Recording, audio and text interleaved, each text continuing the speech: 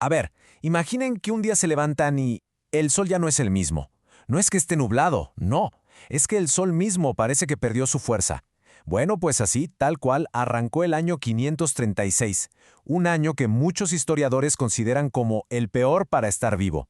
Hoy vamos a desentrañar este misterio global que empezó, literalmente, cuando el sol se apagó. Nuestra primera pista, y es una pista clave, viene de alguien que lo vio con sus propios ojos, Procopio, un historiador bizantino, y lo que escribió pone la piel de gallina. Dijo que el sol daba luz, sí, pero sin nada de brillo, pálido, como si fuera la luna. Imaginen el miedo, pensar que el sol, el motor del mundo, de repente estaba fallando. Y aquí es donde el misterio se pone mucho más grande. Lo de Procopio no fue una alucinación ni un evento local. Resulta que empezaron a aparecer historias muy parecidas en otras partes del mundo, en lugares que no tenían conexión entre sí. O sea, estaba claro que lo que fuera que estuviera pasando estaba afectando a todo el planeta. Vamos a revisar las pruebas. Es como armar un rompecabezas. En Italia, un político llamado Casiodoro escribió sobre un sol de color azul, azul, y tan débil que al mediodía los cuerpos no proyectaban sombra. Allá por el cercano oriente se habla de una oscuridad que duró 18 meses. Y en Irlanda, aunque no hablaron del sol, registraron la consecuencia directa, una terrible escasez de pan que duró años. Las piezas empiezan a encajar. Un cielo oscuro no solo era raro, tenía un efecto físico y brutal sobre la Tierra. Gracias a la ciencia moderna, ahora sabemos que la temperatura promedio en Europa se desplomó. Hablamos de hasta 2.5 grados Celsius menos. Puede que no suene a mucho, pero para el clima del planeta un bajón tan repentino es, en una palabra, catastrófico. Y claro, las consecuencias de ese frío repentino fueron devastadoras. Sin suficiente luz solar y con temperaturas tan bajas, las cosechas simplemente no crecieron. Las crónicas de la época describen frutas que nunca maduraban y vinos que sabían agrios. Esto, por supuesto, llevó a una hambruna terrible que le costó la vida a millones de personas. El 536 no fue solo un año oscuro, fue el inicio de la década más fría en más de 2000 años. Es que hay que entender esto. No fue solo un mal año y ya. Los científicos le llaman este periodo la pequeña edad de hielo de la antigüedad tardía. El evento del 536 fue lo que lo detonó todo. Pero luego, en el 540, ¡pum!, otro golpe que alargó el frío. Y para colmo, en el 541, con la gente debilitada por el hambre, llegó la plaga de Justiniano y arrasó con todo. El mundo tardaría más de 100 años en empezar a recuperarse.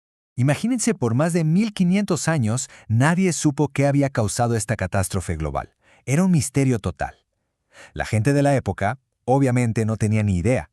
Entonces, la pregunta del millón es, ¿cómo es que hoy, tanto tiempo después, por fin pudimos resolver este caso? Y es fascinante que, incluso en esa época de tanto miedo, hubo gente que intentó buscar una explicación lógica. Mientras muchos pensaban que era el fin del mundo, intelectuales como Casiodoro decían, a ver, calma, debe haber una razón. Su mejor teoría fue que el aire se había vuelto muy denso, y por eso no dejaba pasar la luz del sol. La verdad no andaban tan perdidos, pero les faltaban las herramientas para ver el panorama completo. Al final, la clave para resolver este misterio no estaba en más libros antiguos. No. Estaba escondida en testigos silenciosos que guardaron un registro perfecto de lo que pasó, los archivos de la propia naturaleza. Y aquí es donde la ciencia moderna se pone el traje de detective. Por un lado, tenemos los anillos de los árboles. Cada anillo es como una página en el diario del árbol. Si el anillo es delgado, significa que fue un mal año, con mucho frío y poco crecimiento. Y por otro, tenemos los núcleos de hielo de los glaciares, que son como cápsulas del tiempo. Cada capa de hielo atrapa pedacitos de la atmósfera de ese año. Y justo en las capas de mediados del siglo VI, ¿qué encontraron? Ceniza volcánica y ácido sulfúrico. Miren, esta gráfica es la prueba reina, la pistola humeante del caso. Se reconstruyó analizando miles de anillos de árboles, y lo que muestra es una caída en picada de la temperatura justo en el año 536. Es la confirmación científica de todo lo que contaban las crónicas antiguas. Por fin, la ciencia y la historia se daban la mano. Con estas pruebas sobre la mesa, los científicos llegaron a un veredicto. La causa fue un invierno volcánico. ¿Y eso qué es? Pues es lo que pasa cuando un volcán hace una erupción tan pero tan bestial que lanza muchísima ceniza y gases hasta lo más alto de la atmósfera, creando una especie de velo que tapa la luz del sol en todo el planeta. Pero esperen, porque la investigación reveló algo más complejo. No fue solo una erupción, sino al menos dos, un doble golpe devastador. La primera en el 536, que probablemente ocurrió en el hemisferio norte, fue la que empezó todo. Y luego una segunda, como 4 años después, por ahí del 540, que reforzó ese velo de polvo y alargó la pesadilla. Y aunque todavía se debate dónde fue exactamente la primera erupción, para la segunda ya hay un sospechoso principal, el volcán Ilopango en lo que hoy es El Salvador. La evidencia geológica, las pruebas de radiocarbono, todo apunta a que ahí hubo una erupción masiva justo en esas fechas. Él pudo ser el responsable de prolongar la crisis.